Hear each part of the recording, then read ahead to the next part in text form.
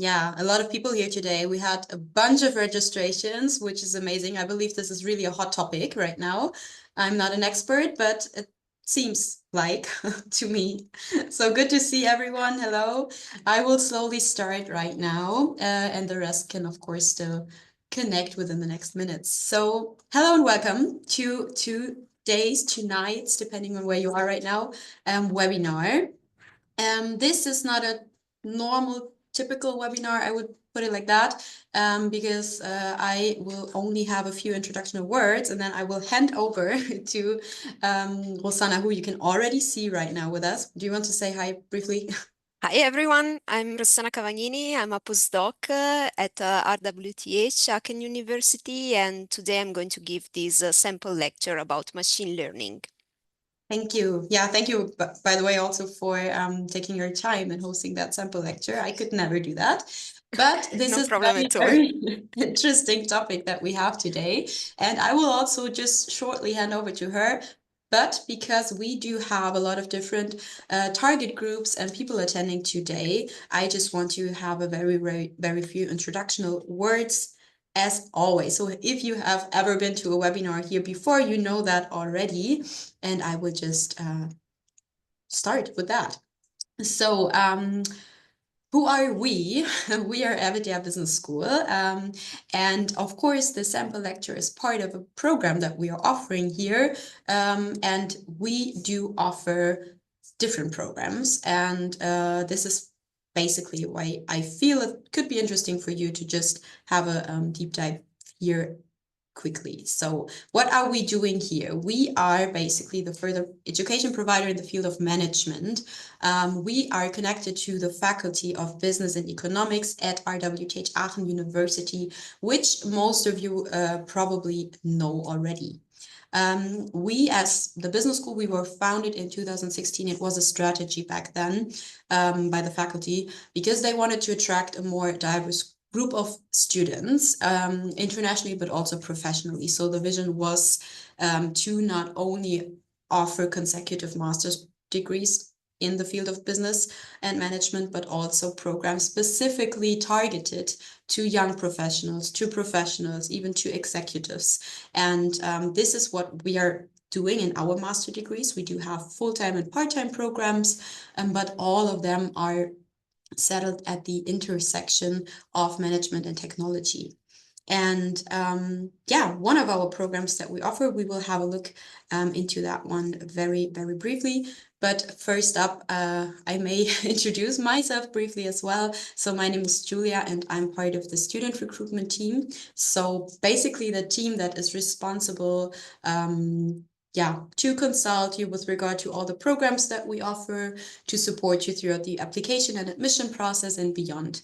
And my pleasure to have you here.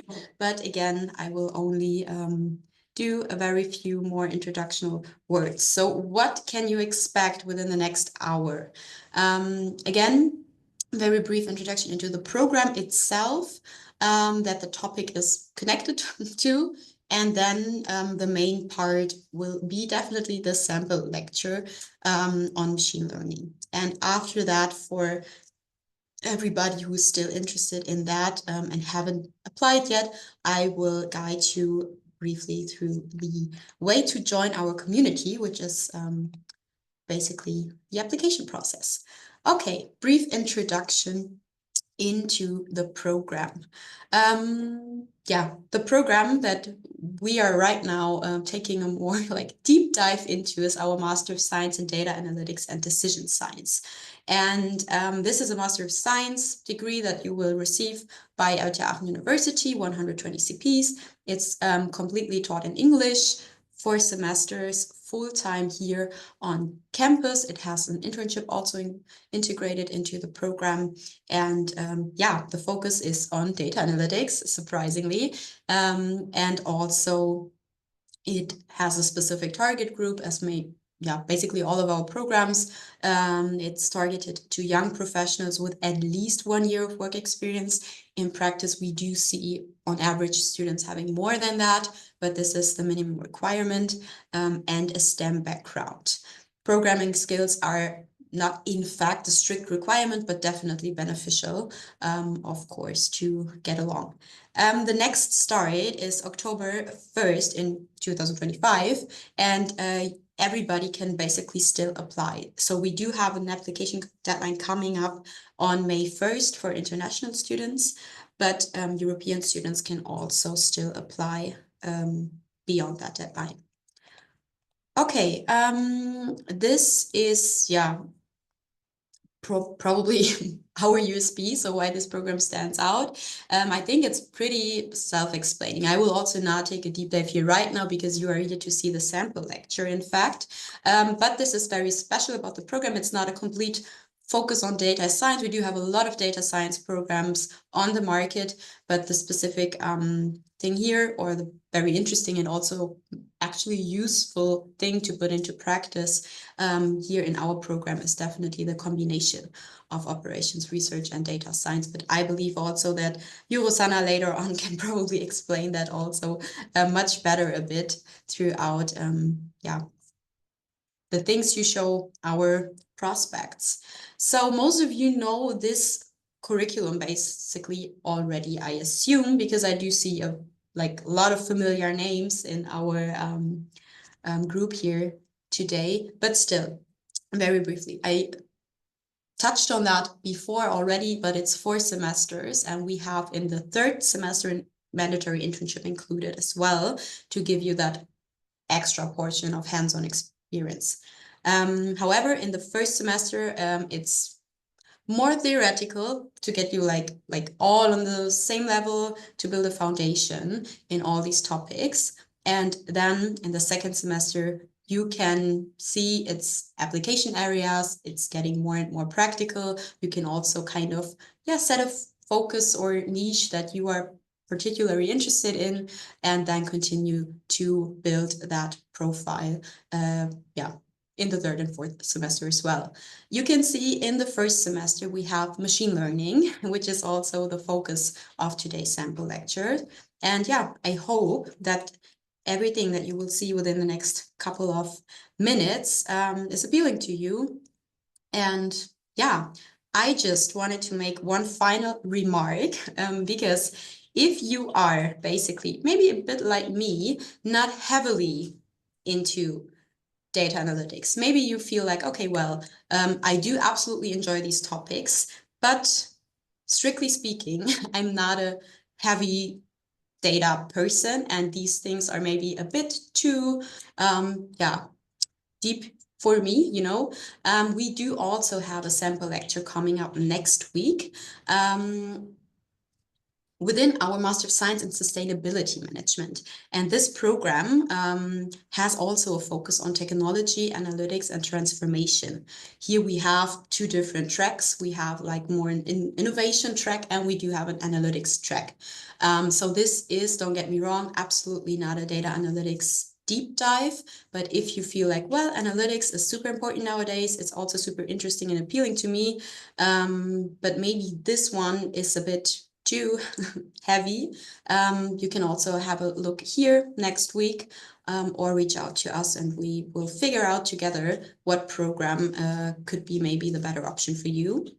And 2 different sessions that are not coming up, but we do have them on demand for all the DDS people here. Another sample lecture that we hosted some time ago on optimization models, and of course also a student talk with one of our right now actually alumni, and this is super, super interesting, of course, to get a real first-hand insight, also detailed into that program.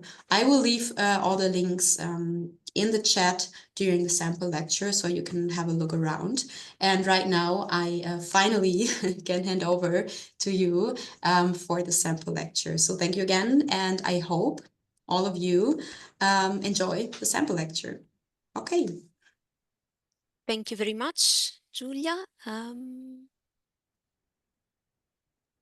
Let me just share my presentation.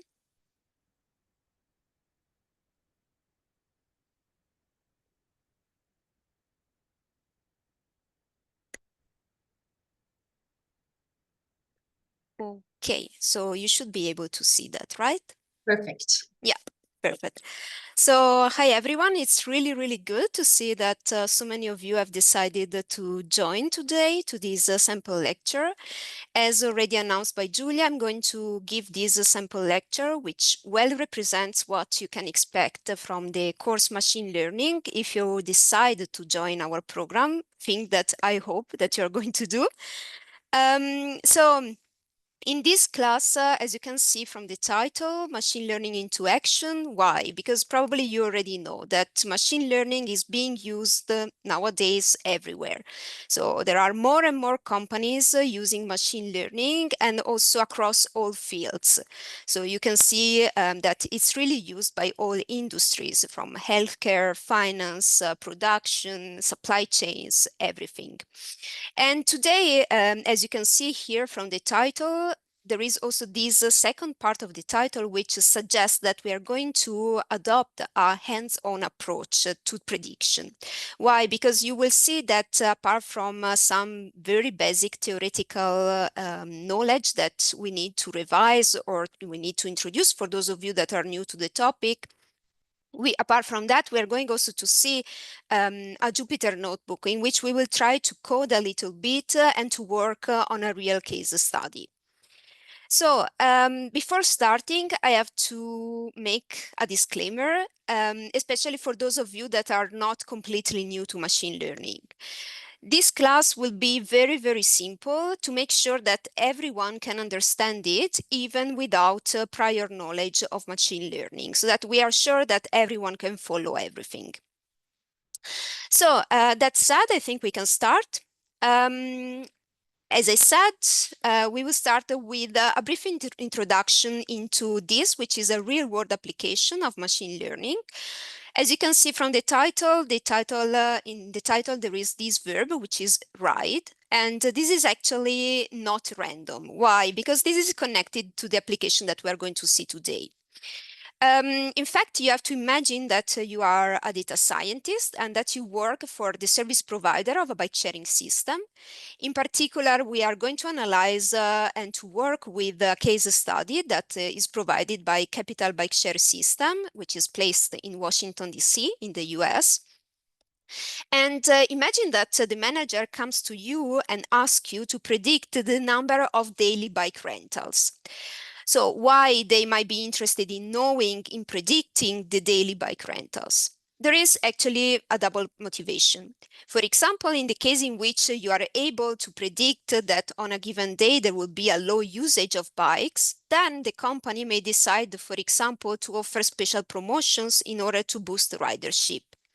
On the other hand, if, for example, you predict that on a given day there will be a high usage of bikes, then they know that they will probably schedule more resources for maintenance operations because, as you may imagine, the more a bike sharing system is used, the more it's likely that there will be some faulty bikes. So now that we understood what applications we're going to see, and it's already clear what the task of our machine learning goal will be, now I'm going to introduce you to the data set that we're going to use. So imagine that the manager gives you this task, and now he also gives you this data set over here. So in this data set is an adapted version of the Capital Bike Sharing System data set. As you can see, there are some columns that I've already removed just to keep things as simple as possible. And what I've done was also renaming here the column names, because in this case, these are pretty self-explaining, so it's easier for you to follow the description of the data set. So what this data set consists of? This data set consists of data from 2 years, daily data. So you can see that each row in our data set corresponds to a different day. And for each day, we know exactly which season it was, which month it was, so from 1 to 12, if it was a holiday day or not, if it was a working day or not, And then we have details about the weather situation. So for example, 1 stands for a very good weather, so a very favorable weather in order to ride a bike, while 4 stands for a very bad day for riding a bike. So for example, you can imagine a very foggy day, a snowy day, or a very, very heavy rainy day. And then we have these other characteristics of that day, which are the temperature, the perceived temperature, the humidity, and the wind speed. For this characteristic, you can see that we have only data that range from 0 to 1. And the reason is that they have already been provided, normalized by the capital bike share system.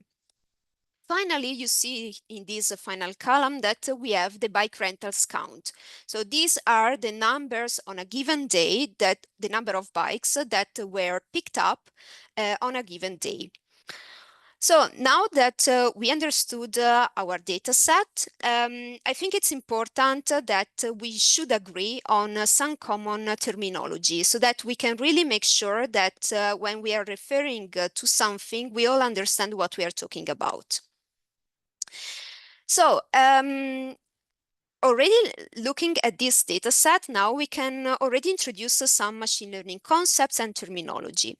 So for example, it should be clear for everyone that whenever we are referring to a row of this data set, so in our case to a day, we are referring to an observation.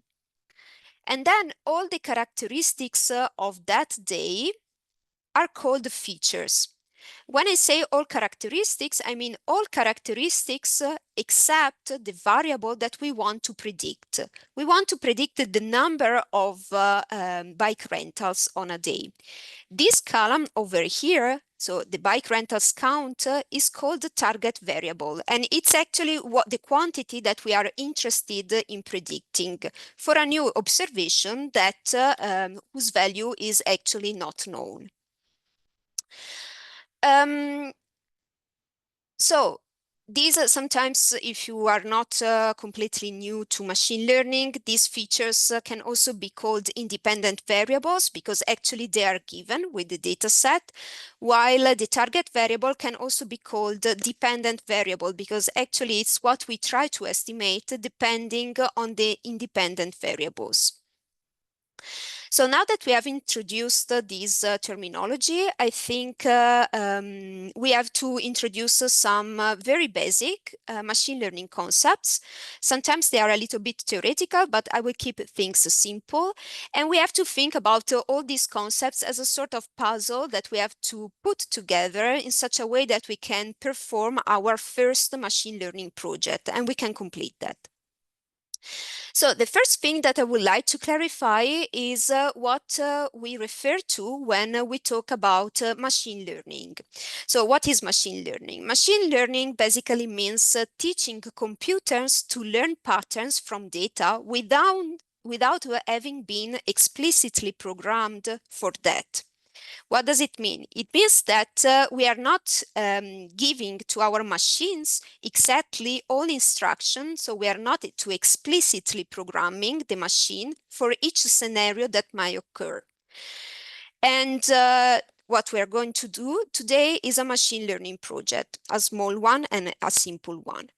The second concept that we have to introduce is the fact that we are going to perform a supervised learning task.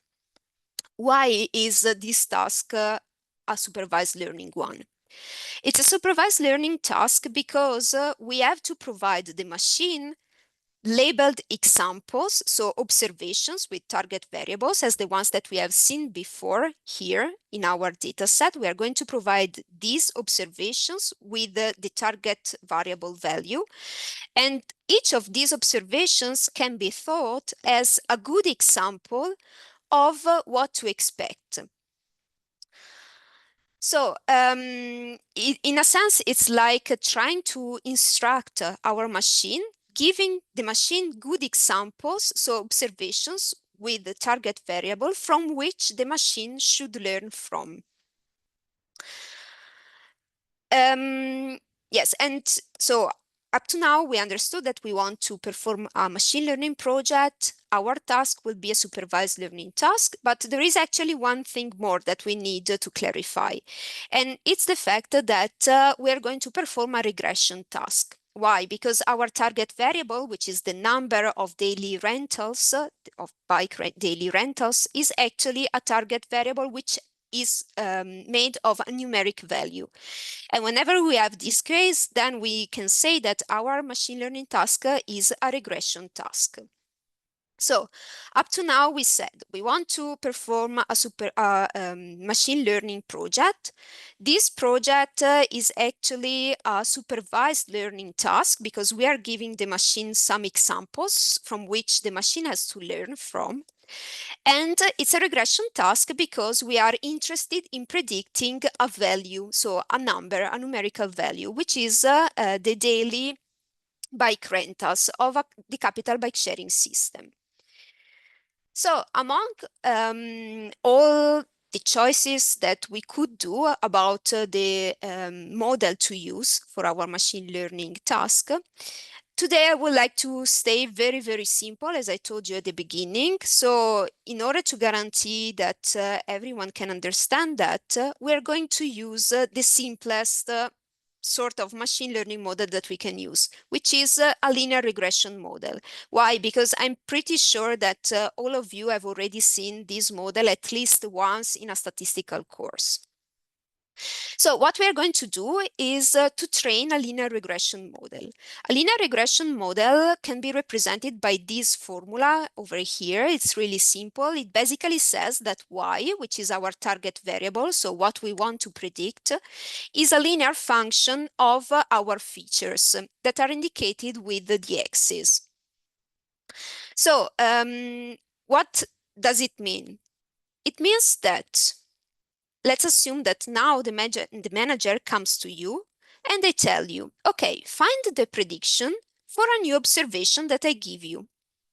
And for this observation, they give you all the features, so all the values of the features that you need. So you have the value for the season, the value for the month, for the holiday, and so on and so forth, up to the values for the wind speed.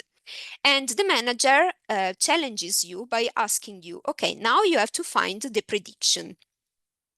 So you say, okay, I've decided that I want to use a linear regression model for that. So let's try to take our formula and just let's try to plug in the values that we have from this new observation.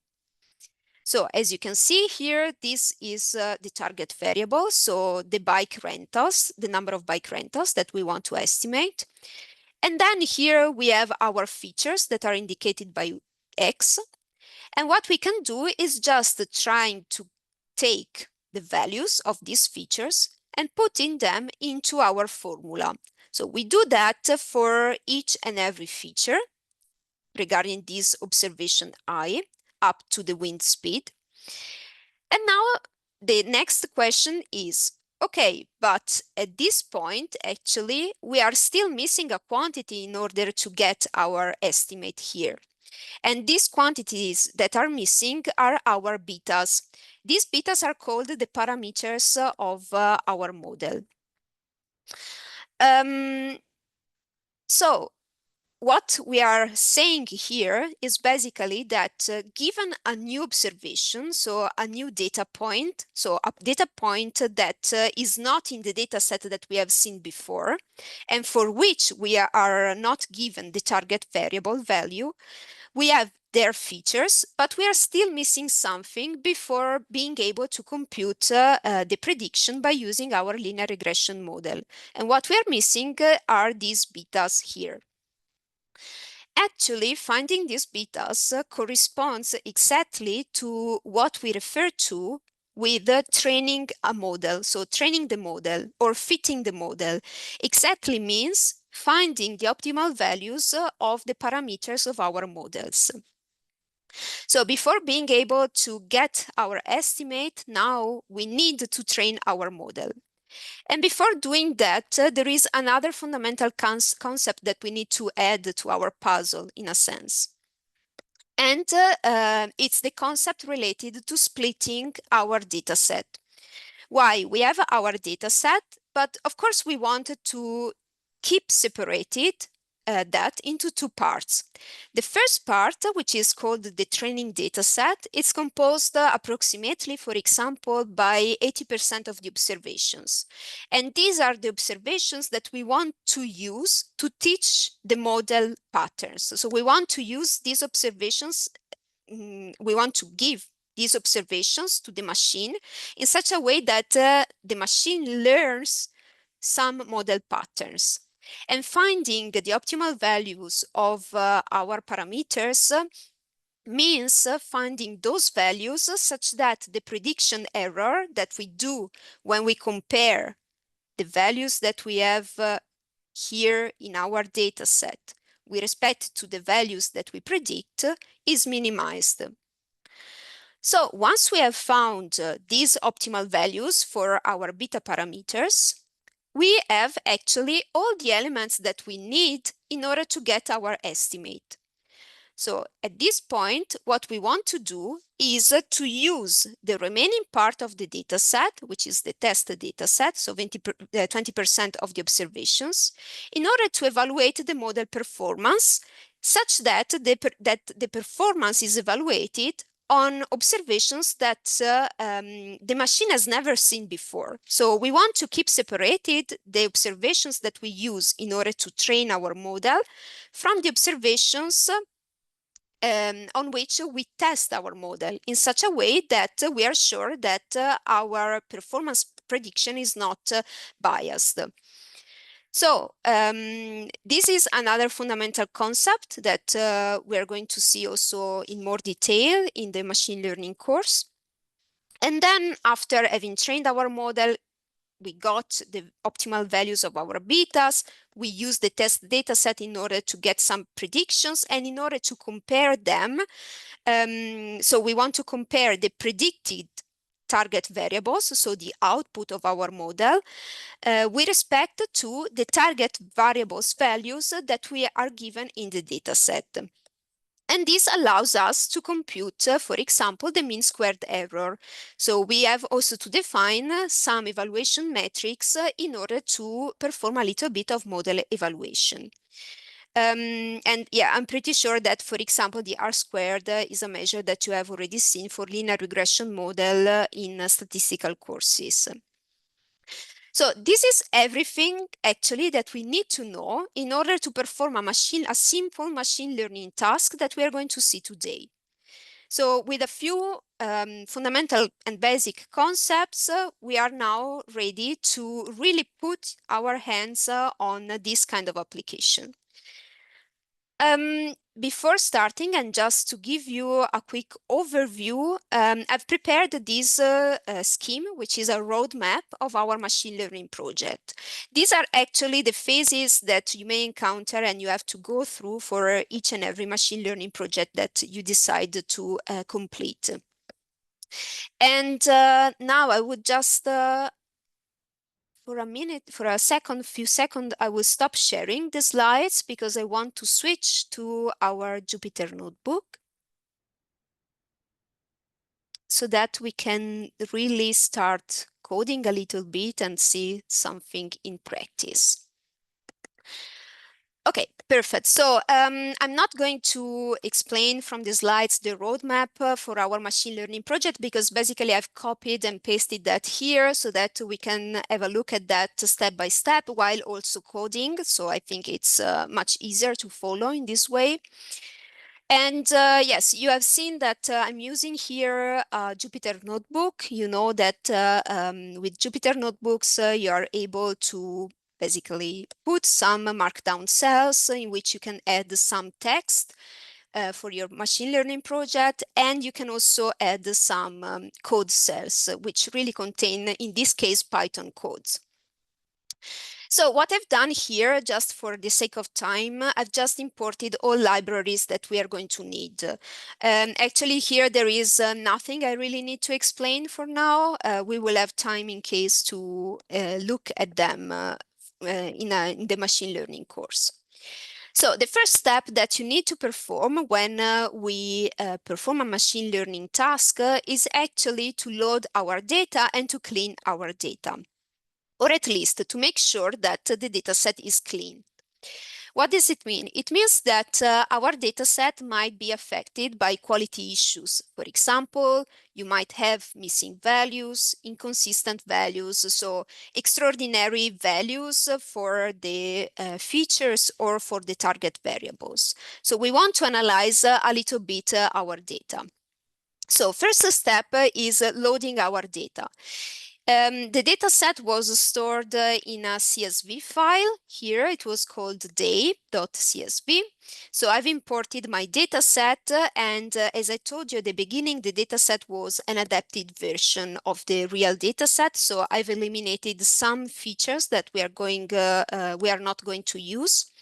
And just to make everything more readable, what I did was changing the name of the last column into total rentals, because initially it was called CNT, which stands for counter, but it cannot be so intuitive.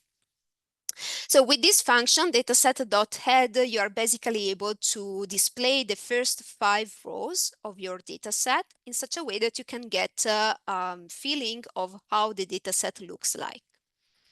But as I told you before starting with the real machine learning part, what we need to do is to check whether, for example, there are missing values. So what we are going to do now is just to try to see if there are some values, some columns that have some values missing. So this can be done with a very handy function, which is called isNull. And in particular, we want to take the sum so that we have also the information about the number of missing values for each column.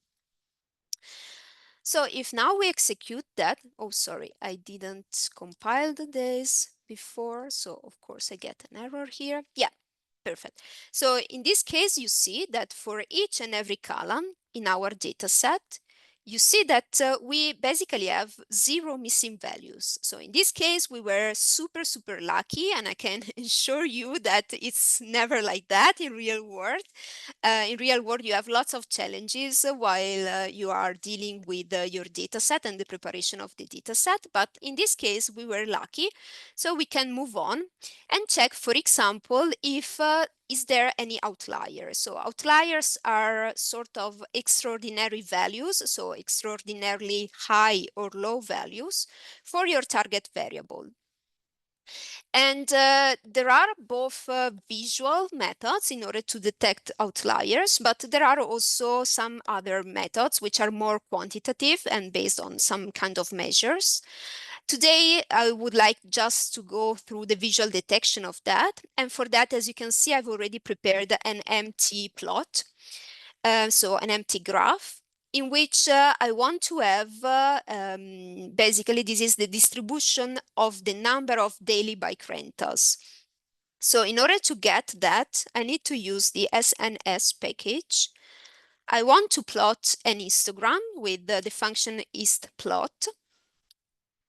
I need to specify what is the column that I want to represent, so the column from which the values should be taken.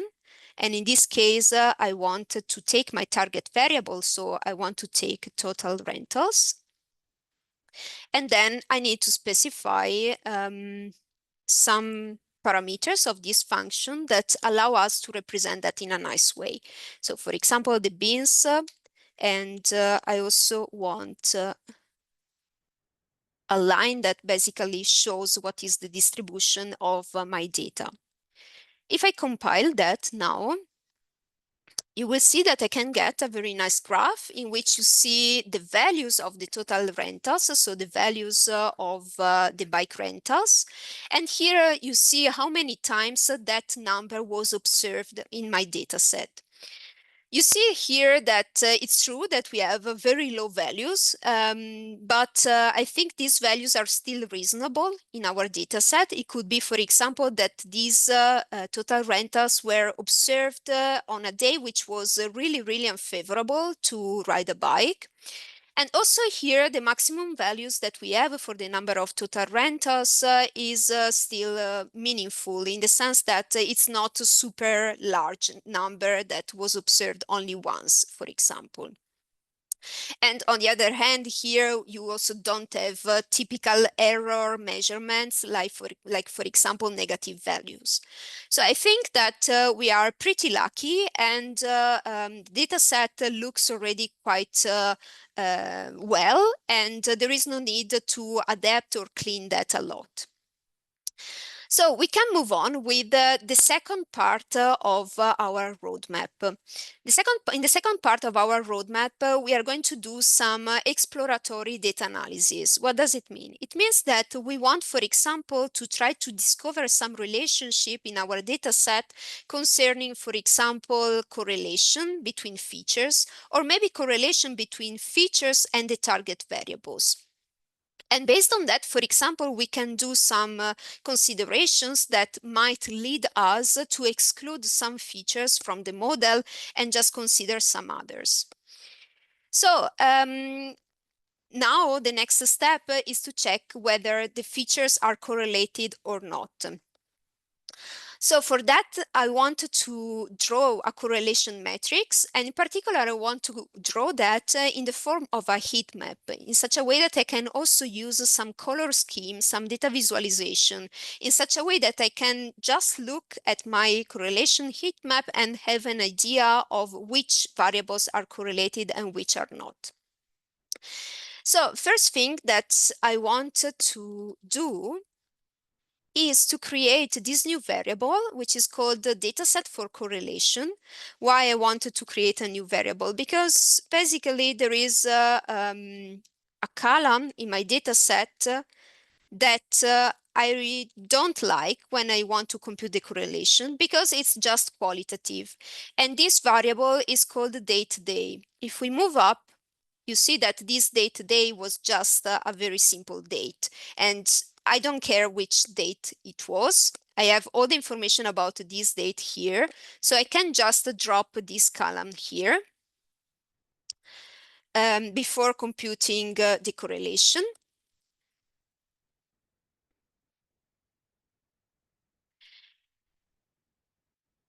And then here I have specified that I want to plot a figure. I've specified also the dimension of the figure. So this is the horizontal axis, this is the y-axis. And now the next step is to plot the correlation matrix. So once again, I'm going to use this package. I want to represent that as a heat map. I need to specify what type of data set we want to use in order to compute the correlation. So data set for correlation. With this function cor, I compute the correlation. And then, for example, in order to make my visualization a little bit nicer, what I want to do is also, for example, to put some annotations on each square corresponding to a correlation value. I can specify, for example, what are the colors of my heat map that I want to use.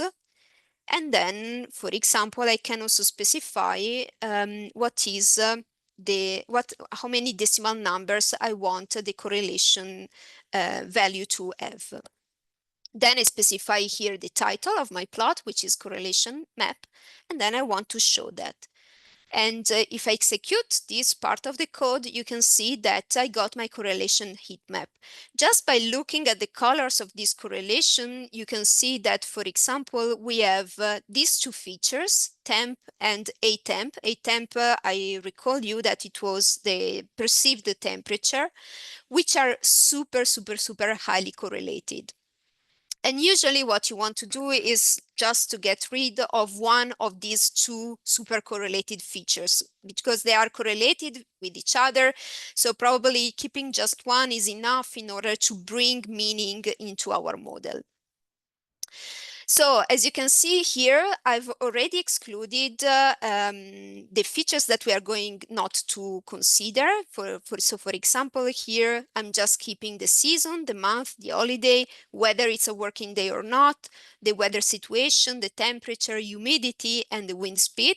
I've removed the perceived temperature because we said it's highly correlated with the normal temperature. So there is no reason why we should keep twice the same feature. And then here I specify what my target variable is. So at this point, I've just specified that, let's say from a pure linguistic point of view. What I want to do now is to define two variables that are called x and y to be consistent with what I displayed before about the linear regression model. And x will actually include the values for all the columns specified in this list of features. And then I want to do the same for the y. Y is my target variable, so the total rentals, and I want to specify that here.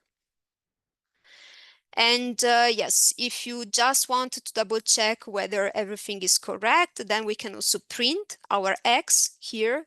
And you can see that we have obtained actually all the columns for which I've specified the name here. And then we get also all the values that were included in the dataset. So now, as you can see, we have done a little bit of exploratory data analysis. We have also we have done also a little bit of feature selection. It was kind of manual, but still we recognized that there was one feature that we needed to exclude. And now we are ready in order to go with the model definition. So as I said, I want just to keep everything simple, so I want to use a linear regression. So I need to define my model. In order to define my model, I need to have a variable that encapsulates this model, and I'm going to call that linear reg model. And actually, there is already a class available in Python, which is linear regression, that allows you to specify which type of model you wanted to include. Okay, and I execute that. So that I specify that, and I basically link this linear regression model to this variable here. Now, next step is actually to train our model. If you remember before, when I presented all the concepts that we need to know from that puzzle that we need in order to perform a machine learning project, I told you that we need to split our data set into two parts. One part that will be used to train our model, and one part made of observations that the machine has never seen before that I want to use to test our model in such a way that I'm sure that in a sense, the machine is not cheating. So it's not giving the prediction for some observations that the machine has already seen. So in order to split that, I need to specify at first the variables that will represent my splitted data set. So I'm going to have xtrain, which is the value of the features that will be used for the training phase, and test. And then I have to do the same for my target variable.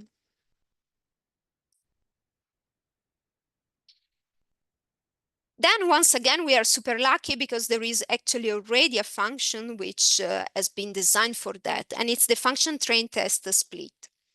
With that, I need to first specify what are the data sets, so what are the features and the target variable that I want to split.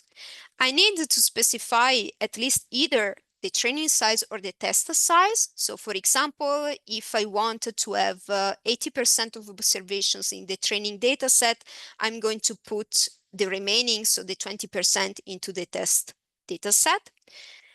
I want, for example, to shuffle my data points in such a way that the order in which they appear into my data set do not have a role in how the observations are splitted into the two sets. And then in order to make my results replicable in such a way that I can make sure that no matter on which machines we are going to run this code, this code will basically split the observations in the same way. And for that, I need to specify a random state, which is equivalent of a random seed in a sense.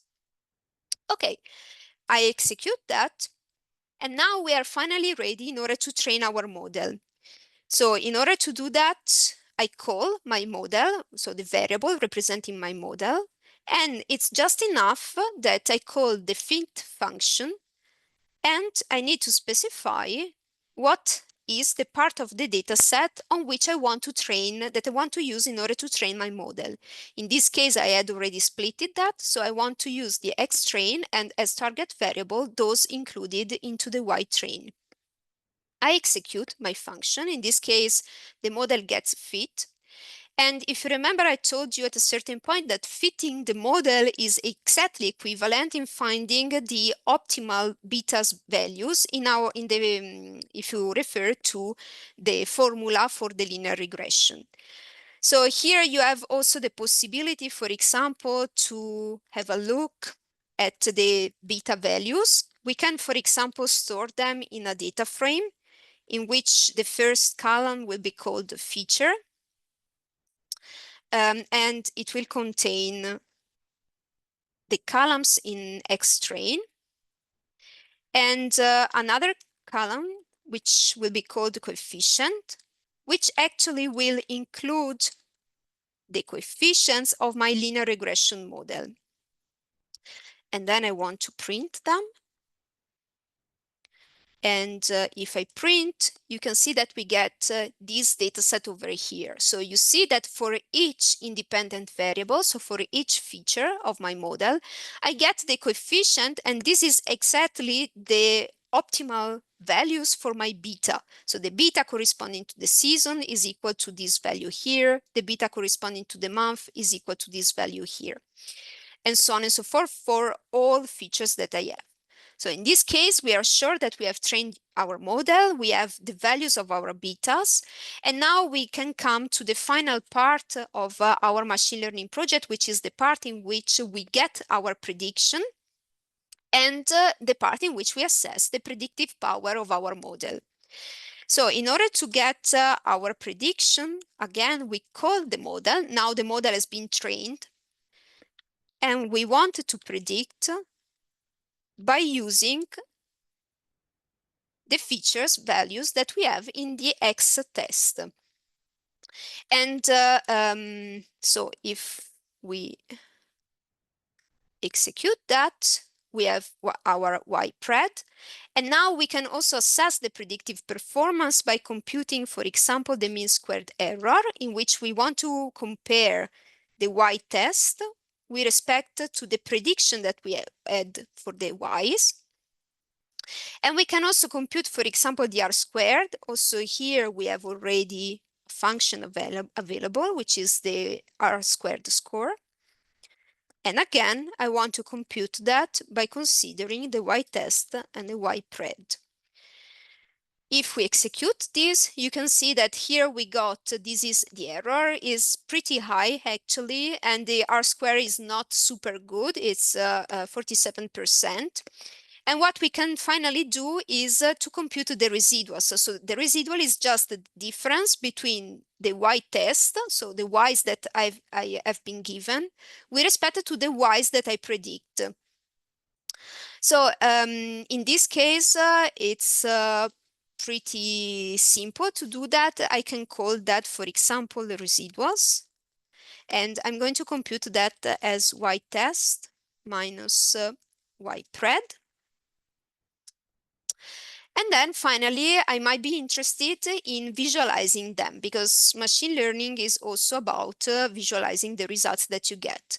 For that, for example, I wanted to plot the residual in a scatter plot. I need to specify what should be represented on the x-axis, and I want the values of y that I've predicted. On the y-axis, I want to put the residuals, so the value of the residuals. And then finally, as alpha, for example, I just want to make explicit what is the level of transparency of the color that I'm going to obtain. And if I execute that, you can visualize the residuals. So ideally, I would like to have all these blue points along this red line, because in this case, this would suggest that we would not have any error, so any difference. But in this case, you see that the model performance, in fact, is not super good. Okay, so this was the part about coding, and now I would like to go back a little bit to the slides.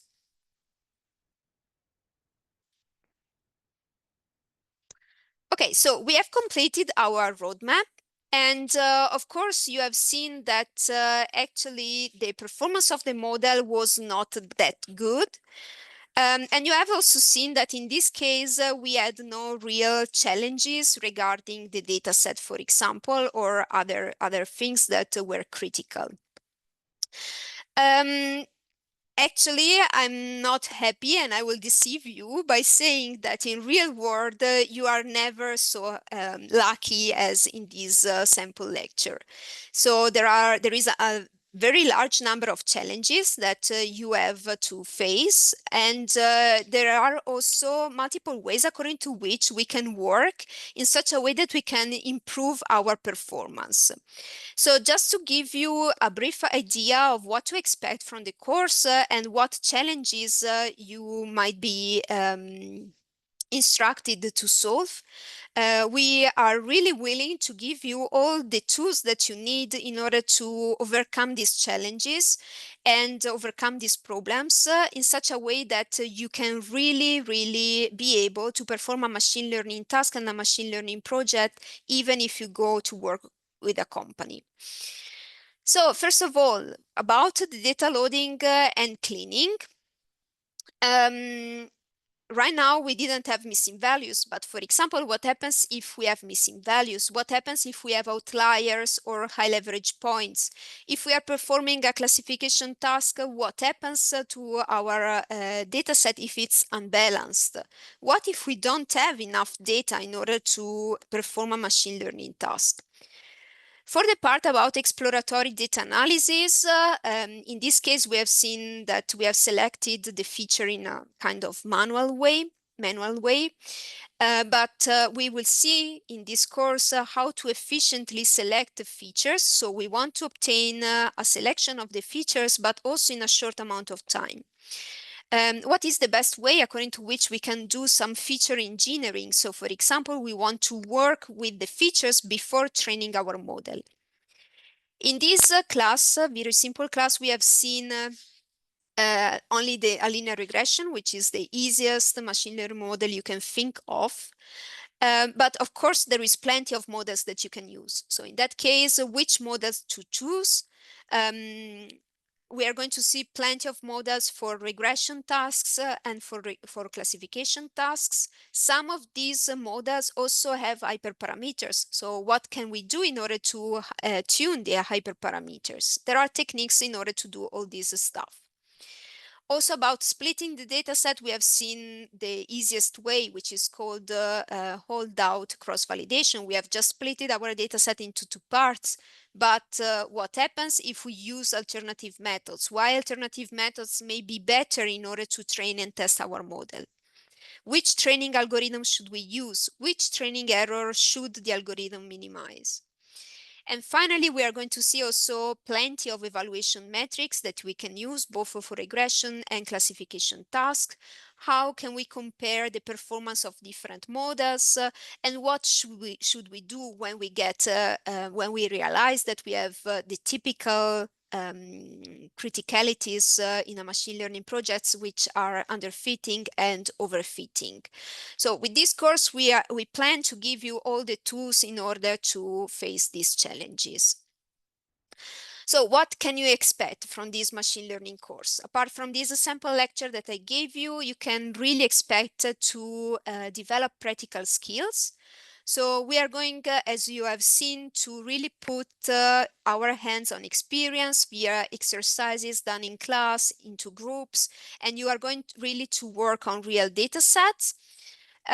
You can expect to develop theoretical knowledge, so there will always be some theoretical foundation followed by some applications and exercises.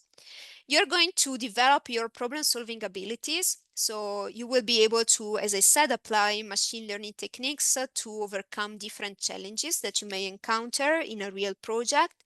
And finally, and probably most important for you, is the fact that you are really going to have more career opportunities, because more and more companies across all industries are requiring skills in machine learning. And I have to say that we had really, really positive experiences in the last years. So lots of students went working initially for the internship and then later on also for the master thesis. And then they even got hired by German companies that were really, really interested in their machine learning skills. And before leaving the stage again to Julia, I would like to remark that you can really, really expect to work with machine learning by joining our course, our program. First thing, you can expect for sure to work with machine learning during the machine learning class. In the machine learning course, what I do is typically assign also a machine learning project to students. You are free to work even in groups on this project. And I typically give the freedom of choosing among a variety of different applications. So you can really, these are just some examples from past years, but you can really expect applications that basically touch every field. So from marketing to healthcare, production, finance, energy, engineering, everything. The second thing is that probably when you are when at the end, towards the end of the program, when you will have to choose about writing your master thesis, also there, lots of students choose to perform a machine learning project. So a thesis which is based again on machine learning. And these are just some examples of the students that we have supervised. And once again, you can see that we basically spend every industry, so transportation, engineering, healthcare, vertical farming. So you can really, really expect that with our course in machine learning, you will have all the theoretical background that you need in order to work on a project, but you will also develop and being able to apply the knowledge to real applications. So with that, this is the end of my sample lecture, and I will give the stage again to Julia for the conclusion of the presentation. Thank you. Thank you. This was super, super insightful. So we are, of course, always a bit limited in our time in these sessions, but still, if some of you of the audience right now still has like any questions, feel free to drop them maybe now in the chat or Q&A box. And I see already questions coming in. Maybe we can take 2 more minutes from yours time, Rossana, to answer a few of them, to just make really use of that session right now, before I will go into the next parts from my side, but I will also keep that part very, very short in the end. So we do have one question that just came up into our Q&A box. I wonder, do this program covers big data technologies such as PySpark, cloud platforms, or other tools commonly used in enterprises today? I don't know if you know that, if you can answer that. I'm not aware of that, actually. Okay. But this is a very good point, because of course we do have, this was just a small insight into one of the modules basically that are included in the program, and of course we do have also maybe some other courses where they're like at least touched on. If you don't mind, please send us an email and I can forward you our module handbook, which is basically, you know, like a document where you find for each course just also the skill set that you will acquire and so on. And maybe you can have a look into that one as well. Yeah, maybe there was just one question regarding the sample lecture. maybe out of curiosity, are season and month also are highly correlated? Yes, actually they were high correlated, not as correlated as actually the temperature and the perceived temperature in the application. But yes, this is a good point. And yeah, if you had also this correlation metrics and heat map, you could see that the color was quite warm, so highlighting that these were also correlated. Thank you for your question. Yeah. So,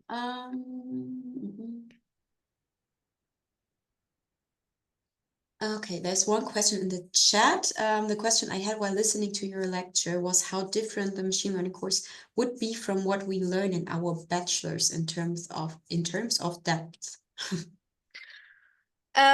Yeah, I think we are going to go quite deeply into the topics, especially for the variety of models, techniques that we are going to use, and we are really going to understand very well.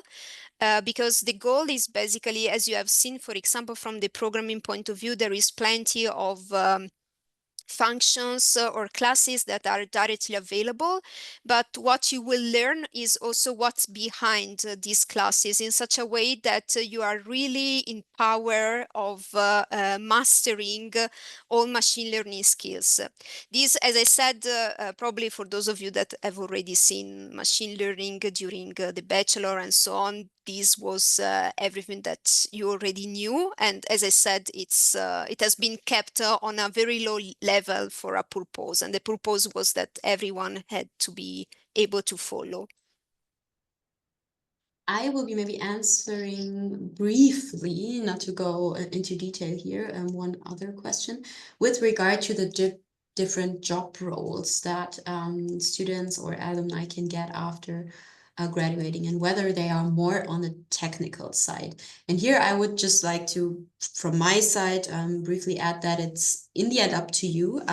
We do have in that program the very good position for you that you can basically choose whether you want to be more in the execution part, whether you want to be more on the management part, because you have all the competencies and skill set to basically move between these two extremes. And we do see, in fact, also alumni doing both. And then we also, of course, have alumni that maybe started with a more technical position and then end up after a year or whatever leading a data analytics team. We've seen that actually also. So that's in the end both possible and depends, of course, also on your goals. We do see also a lot of applicants that have a very good idea when they submit their application where they want to end up, but during the program, this vision totally changes and they end up in a different field. But of course, in the end, we are a business school. Of course, all of our programs are there to give you also the need or all the skills you need to obtain management position in the mid or long term, sometimes even short term, depending on your background. However, of course, this program is for a business school, let's put it like that, very deep on the technology side and enable to actually to do both. I don't know if you want to add something to that. I completely agree. I mean, in the end, it will be up to you, up to your preferences, up to your attitude. We really have people that like coding, programming, so more nerd people, I would say, that in the end decided to go for a more technical job. And we have also those people that are more from the managerial side. But it's really up to you. And I would really suggest to take advantage of this 2-year program in order to understand also what you prefer. You will see that you will have a plenty of choice of courses, also elective courses that you can choose from. And from there, you can really understand your preference about that. And consequently, then you can also apply for specific type of jobs. So yeah, I think you have all doors opened, basically. Okay, I think we have some more questions in the chat and especially also with regard to application and admission. So I will just right now take that as starting point for my final slides. So if you have applied already to answer that session, you should also receive a decision with regard to your application in the next couple of weeks. We are working on that rolling, so we are evaluating applications rolling. Of course, sometimes some applications take maybe a bit longer, depending also on your profile, whether there were documents missing or whatever. If you want to have like a individual update, it's always better to send an email. If you have not applied yet, but this amazing sample lecture convinced you to, then I will now show you how to do that. It's in fact a very, very smooth process that we have. You can still apply throughout our website directly. We have an application portal there. And it is in fact a drag and drop form where you can enter, of course, all your personal data and then the documents listed here as well. So you need a CV, motivation letter, one letter of recommendation, a proof of your professional work experiences, since 1 year is the minimum requirement, and a transcript, of course, of your bachelor's degree and your degree certificate. Yeah, this is what you need to submit. If you have it already with you, I would like to strongly encourage you also to submit your English language certificate, because you will need one anyways later on at the latest during enrollment. We need you to provide one. Very common certificates are IELTS, minimum 6.0, or TOEFL, minimum 90 points. There are some other tests that we also do accept. And if you have it already, please add it also to your application. And also, because we do see that also a lot, many of you have probably attended very, very many certificate courses already. And if you have any additional certificates, you have a section there, other documents. You can add as many documents as you like.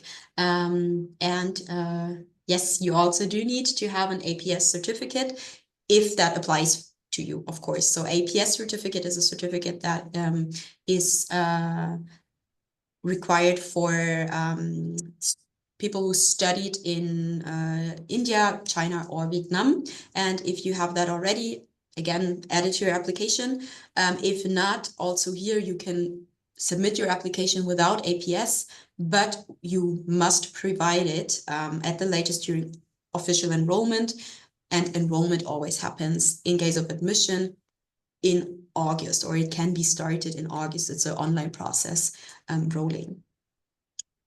So medium of instruction, this is a question that we receive also a couple of times. As an English language certificate, this is not working, unfortunately. So the university has very, not even strict requirements, but just pretty regulated requirements to also have, of course, a good foundation to compare different levels. And since every university and country is different, we need to have an official test, like, for example, IELTS, TOEFL, Cambridge certificate, Pearson, or what is also an exemption is when you studied at a university in the US, in the UK, in Canada, for example, all the native speaking countries.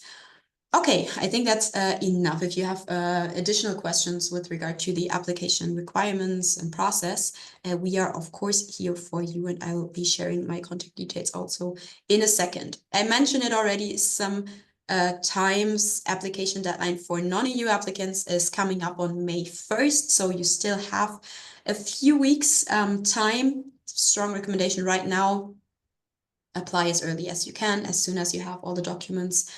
Don't waste any more time. We're waiting definitely for your applications. And lastly, scholarships. We do offer a few scholarships that you can also still apply for. Super important is that you submit our scholarship application form together with your program application.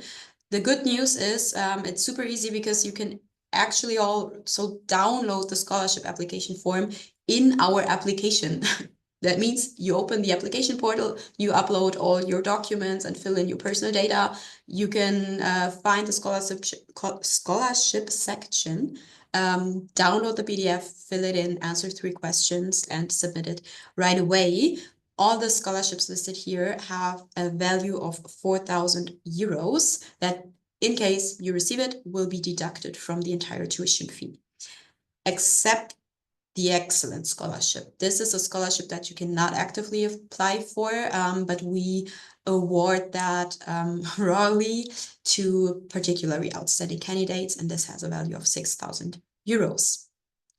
Okay, that's almost it. This is a last good resource for you to make use of.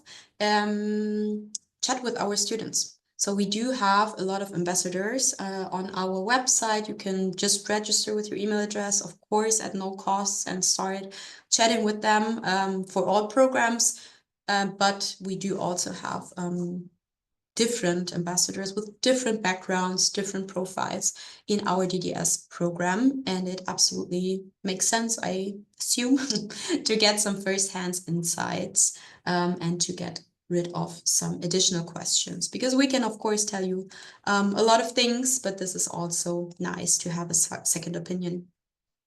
Okay, this is a slide I showed you in the very beginning already, but also here now again, we do have a lot of content and information sessions and whatever you can think of. So if you feel you are lacking on something, just reach out to us and ask, because probably we will have something for you. And these are 3 sessions that I just decided to put here. It's another sample lecture on optimization models, a student talk, a webinar. So it's a bit like a podcast where we also interviewed Uyara from Brazil, who is an alumni already, to share some insights. And then also finally, again, the sample lecture that we have. It's basically, it's a kind of sample lecture, but it's actually Project Insights webinar. So one of the professors out of that program will share a project that actual students worked on during their module in data information and management. And yeah, this is for the program again, Master of Science in Sustainability Management, with a focus on technology, analytics, and transformation. So if you feel like this program is maybe a bit more appealing to you for whatever reasons, that could also be interesting for you, since it has an analytics, focus. Okay, so that was it for me from my side. And finally, the contact details. So yeah, I see there's a lot of things going on in the chat still. Bear with us, excuse us. We are, of course, a bit limited in time. We are already also a bit over the time. If you feel like you have a question that has not been answered so far, please don't hesitate, reach out to us, and we will, of course, try our best to answer that still within the next couple of days. So I hope it was a helpful session for you, and you especially enjoyed the sample lecture.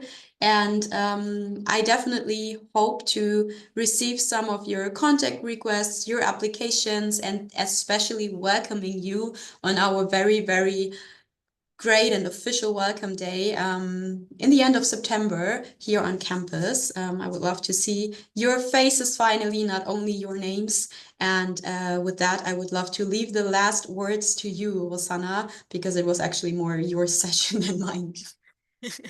Thank you very much, Julia, and thank you everyone who decided to attend this sample lecture. It was a pleasure giving this sample lecture, and I really hope that lots of you are going to join our program, because yeah, I think also it will provide you with a very high competitiveness level, I think, for you when you will have to either work for industry, or maybe decide even to start a work in academia. I think both of them are also fine. So thank you very much for joining. It was a pleasure to see that many of you remained until the end of this sample class. And yeah, I hope to see you soon. Thank you. Thank you. Enjoy your evening, day, wherever you are right now. Thank you. Bye.